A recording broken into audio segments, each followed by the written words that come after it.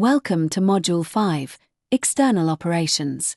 How do cultural and creative industries reach their audiences and keep them coming back?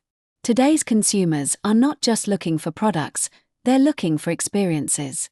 They want cultural encounters that are meaningful, emotional, and connected. And where are they finding these experiences? Online. Podcasts, mobile apps, short-form videos. Digital platforms are reshaping how people interact with culture, especially younger audiences.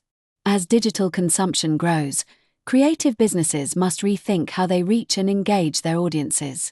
From understanding consumer trends to identifying key segments, success comes from listening, adapting, and being where your audience already is. You'll explore how to build smart, sustainable external operations through strong branding, partnerships, and digital marketing strategies.